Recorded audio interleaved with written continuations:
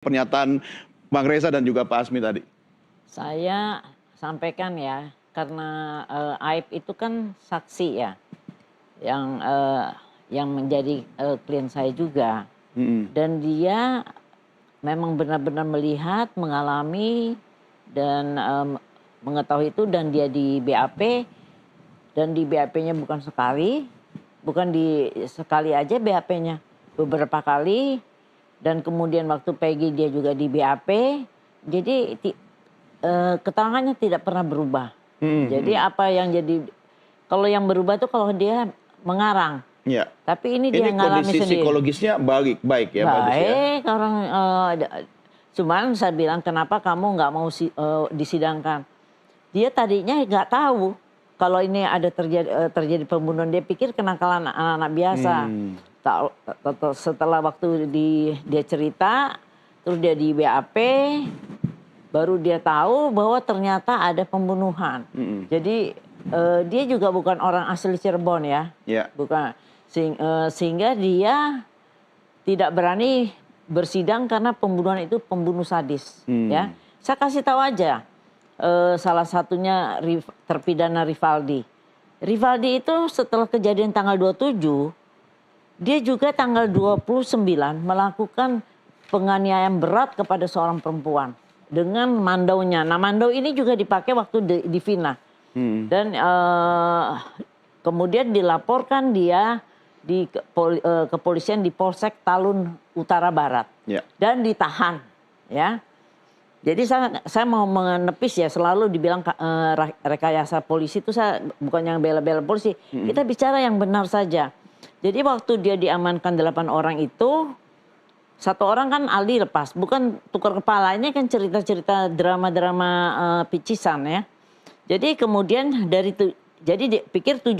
Tapi dari 7 orang itu bilang yang paling sadis adalah 1 orang, yang mana? Ternyata yang namanya Rivaldi alias Ucil itu yang kemudian mereka lah yang tahu ada Ucil dicari, ternyata Ucil itu dalam tahanan. Iya, artinya kan ada upaya jadi memang cocokologi, dicari-cari, dihubung-hubungkan. Bukan itu kan cocokin lagi deh nanti. Enggak, ini pertanyaan Bu Elsa tinggal menjawab bagaimana kalau itu tidak kan setuju.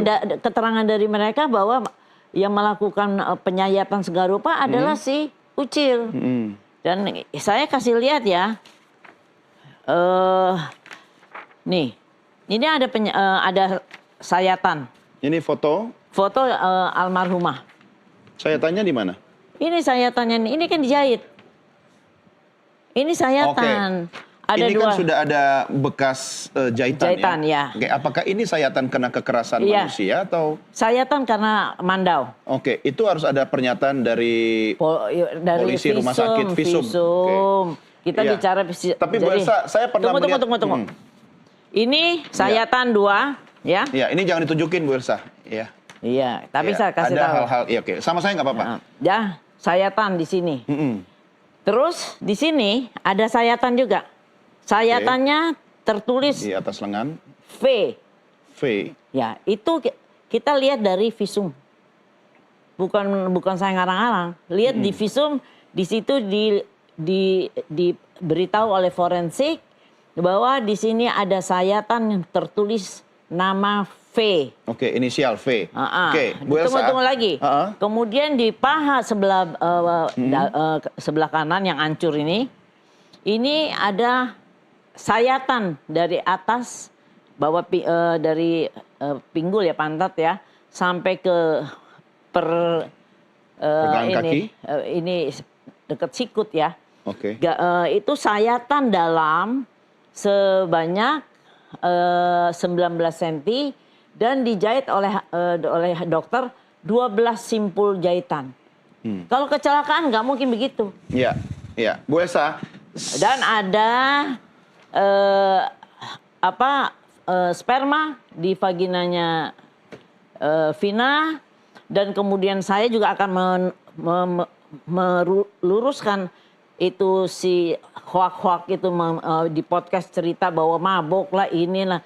Itu sudah diperiksa oleh dokter, tidak ada mabok dan tidak ada minum-minuman keras dan tidak ada juga obat-obatan. Malah kalau lihat di visum ada namanya jagung di perutnya Vina yang belum sempat tercerna. Segitu telitinya dokter. Jadi tolong deh yang bicara-bicara itu ingat kalau kayak gitu-gitu kan dosa, orang dibunuh dibilang kecelakaan. Saya kan bukan hakim ya dan bukan juga kuasa hukum. Tetapi beberapa waktu lalu juga kami sempat melihat tapi beberapa foto yang disuguhkan oleh kuasa hukum Titin.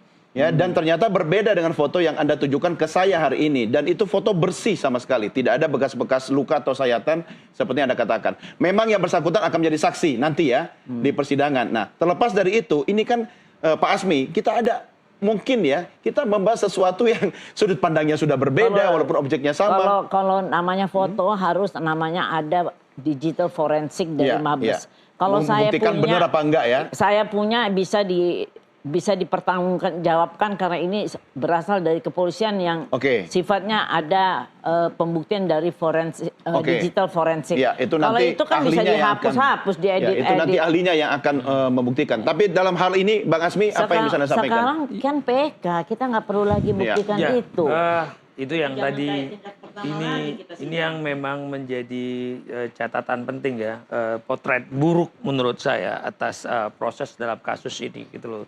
Ada penegakan hukum yang tidak berkualitas. Bantahan-bantahan kita hari ini kan sebenarnya yang tadi kita bilang lagi, tarik lagi di titik nol, kegagalan di tingkat gerbang pertama sistem peradilan pidana. Ini nggak berkualitas banget. Tidak berkualitas pakai banget. Karena kalau tadi Bu Elsa bilang Mandau, apakah itu sama? Nanti tiba-tiba ada samurai, padahal kalau kita lagi lihat nanti di kalau Pak Rudiana di halaman 6 BAP begitu kejadian karena dia benar-benar mendapatkan kata dia gebuk, itu adalah samurai di BAP dia. Makanya mana yang benar nih kan? Pak Rudiana yang diperiksa begitu dia amankan orang-orang itu 18.30 di BAP nomor 6 itu ada samurai. Kita juga harus pemahaman yang sama antara Mandau dan samurai. Jangan-jangan bendanya sama, namanya beda.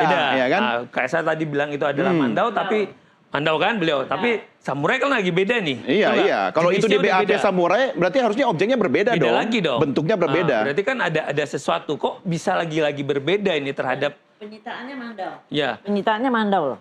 Dan diserahkan kembali bagaimana Mandau. Dalam satu peristiwa ada dua hal yang itu berbeda-beda. Tadi bilang satu ini begini, ada yang bilang bersih, ada yang bilang ini tidak apa-apa, ini ada jahitan dan segala macam. Seharusnya potret pertama kan lagi-lagi.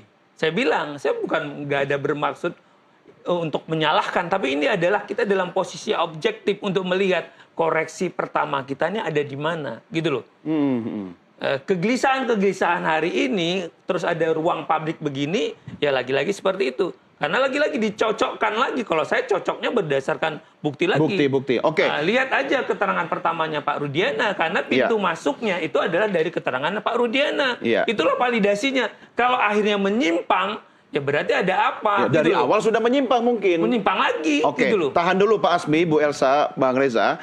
Saya harus mengakhiri dengan closing statement dari Anda masing-masing. Tapi sebelumnya ya, kita lihat lagi pernyataan atau keterangan dari ahli kecelakaan yang sudah disampaikan dalam persidangan ya. Kita lihat sama-sama rekamannya berikut ini pemirsa.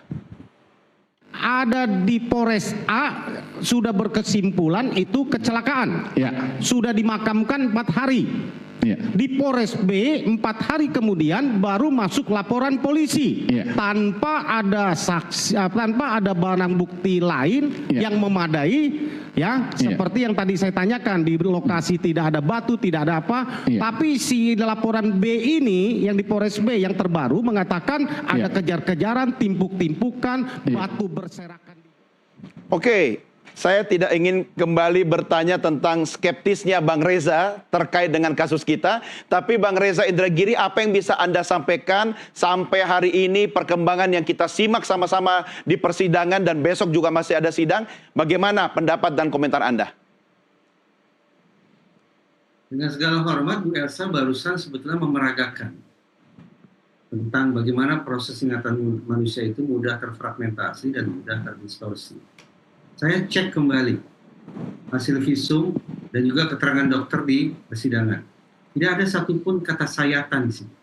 Yang ada adalah kata trauma tajam. Oke, ada trauma tajam berbentuk V. Tapi sekali lagi, tidak bisa kita katakan secara definitif bahwa trauma tajam itu akibat perbuatan manusia ataukah akibat benturan persinggungan dengan benda tajam.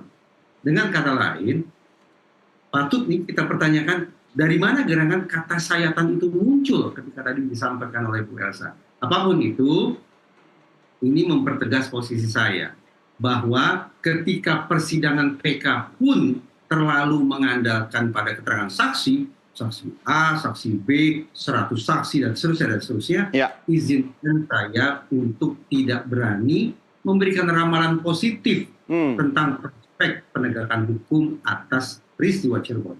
Ya, baik. Terima kasih Bang Reza. Saya harus mengakhiri, hari Rabu kita ketemu lagi. Tambah satu lagi, ya? belum bisa nih, tambah satu lagi dong, dikasih kesempatan closing statement. Ya kan? 10 detik. Okay. Ini sudah ada live berikutnya dari KPUD. Silakan, singkat. Kalau tadi adalah AF dia, berarti nulus testis, satu saksi yang tidak bersandar dengan yang lain. Terus kalau kita lihat keterangan AF saja tinggal satu, terus kita lihat bahwa bukti-bukti yang kemarin itu hanya bersandarkan pada BAP dan hakim hanya mengambilkan petunjuk yang tidak bersesuaian dengan alat yang bukti yang lain, seharusnya adalah fakta baru yang harus dipertimbangkan. Lagi-lagi, ini yang menjadi penting karena saksinya cuma AF dan AF pada waktu juga menyatakan dia tidak melihat peristiwa pembunuhan. Bagaimana mungkin dipaksakan dengan pasal 340? Ini menurut saya adalah kekeliruan nyata hakim dan sekaligus jadi faktanya. Saya membantah itu karena saksinya bukan AF ya. Karena ada saksi lain bernama Rana Piing yang melihat mereka ribut berantem dan mereka sempat memisahkan. Harus dilihat dalam bukti ada BAP itu. Tapi itu tidak muncul. Kenapa AF? Karena AF yang dijadikan dasar oleh Pak Rudiana. Bukan gitu Pak. Di BAP ada. Baik. Bapak-bapak, Ibu Elsa, saya akan berikan kesempatan pada Anda nanti di hari Rabu ya. Pemirsa, saya harus akhiri sampai di sini diskusi kami dalam NTV Prime Dialog. Dan selanjutnya saya ajak Anda untuk bergabung dengan